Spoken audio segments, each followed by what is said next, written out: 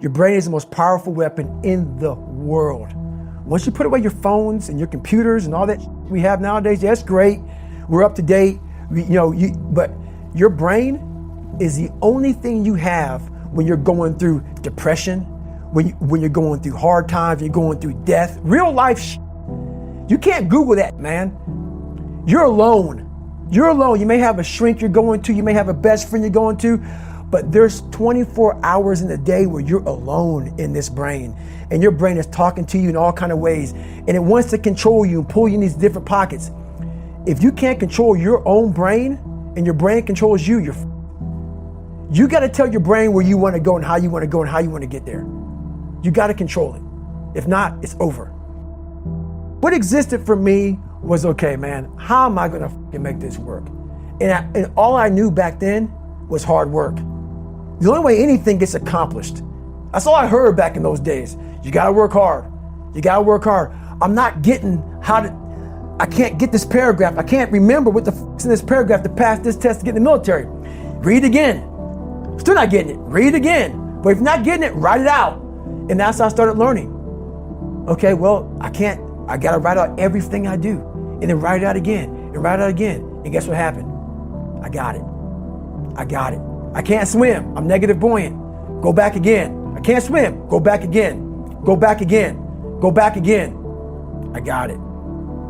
I realized if I keep going back and going back and going back until the just becomes, your mind will say, okay, we're going to figure it out, because he is not going to stop. It's not like I'm going to try one more time. No, it's just like alarm clock goes off, boop, we're going back.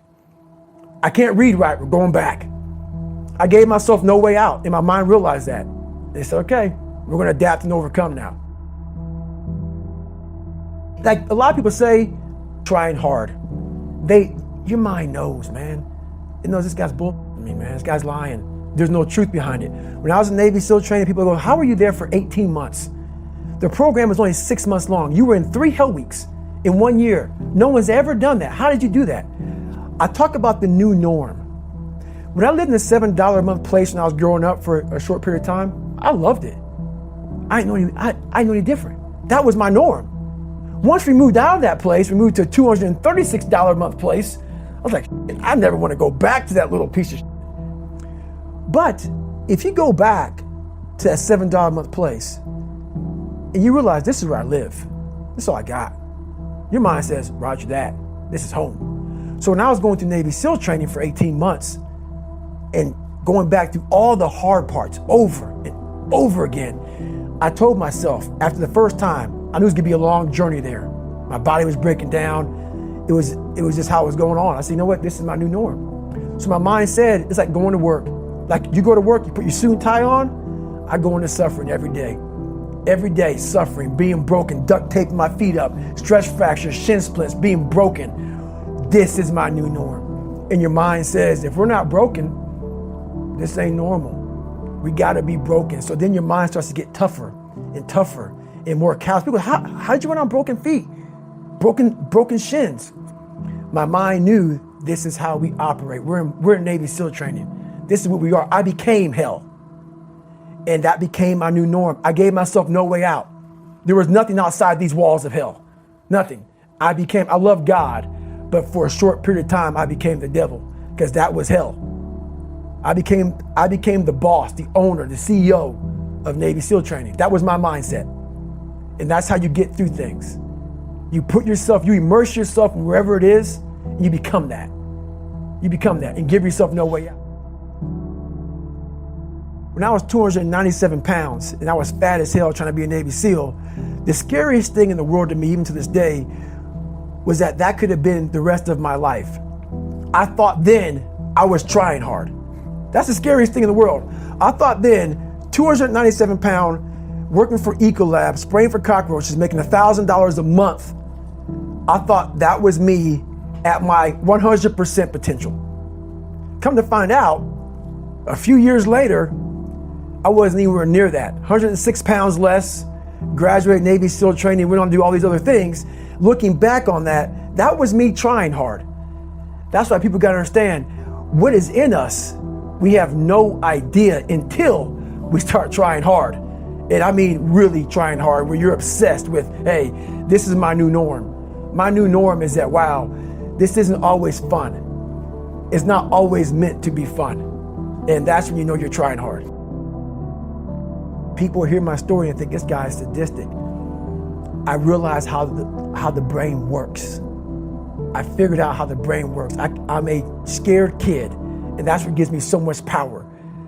I had no foundation, and I built this off of just researching the mind. The feeling you get is basically invincibility. You realize that you can't do it all the time. When you need to do it, I know I can go to a place that I can live in. And when you know that you can run on broken legs and you can do certain things that a lot of people can do, but they're not willing to do, this power, this sympathetic nervous system of fight or flight, and you're fighting, it gives you this charge of energy of when you're sitting there at 3:30, 4 o'clock in the morning and you're duct taping your feet up because they're broken, and you're doing it by yourself, and you're going through arguably one of the hardest training in the world. And these guys, most of them are healthy, and you're going through it broken, and you're already at a disadvantage, but you're still there. You can feed into that and tap into that for a lot of power. But if you look at it, well, I'm broken, man. I'm not gonna make it. But if you look at it as, man, I'm broken and I'm still here. And I'm fighting, and I'm gonna find a way to get through this because I have no other place to go. It gives you a lot of power. When things start to suck really, really bad, my brain and a lot of people's brain, they don't go to your dad beating you up. Your brain says, we gotta get the out of here. This is miserable. So anger goes away a lot of times when you're suffering because your brain just says, we gotta run, we gotta go.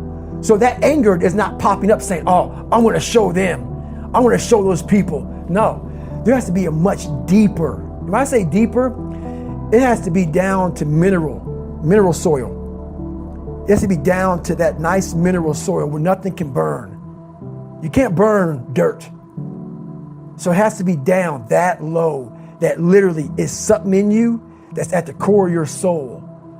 But you don't find it unless you spend a lot of time with what you want to be in life. I can't give that to you. Right. You can't give it to somebody. When you find your true passion in life, and my passion for me was like, oh, I want to be, I don't give a Navy SEALs, Army, I don't give a shit. I want to serve my country. I want to be someone that I'm proud of. I want to look at myself in the mirror because I was so disappointed. That accountability mirror I talk about, I was so disappointed in what I saw every day. I wanted everybody to love David Goggins. And a lot of people did. I didn't love myself. But I knew a lot of us want to find peace first. So people say, man, you always talk about this suffering and pain and I'm at peace right now because I went through that. Right? You don't find peace first. If you do, Merry Christmas. More power to you. More power to you. I found peace on the opposite end of finding myself. And no one really finds themselves without going through trials, tribulations, suffering, accountability. And accountability is suffering.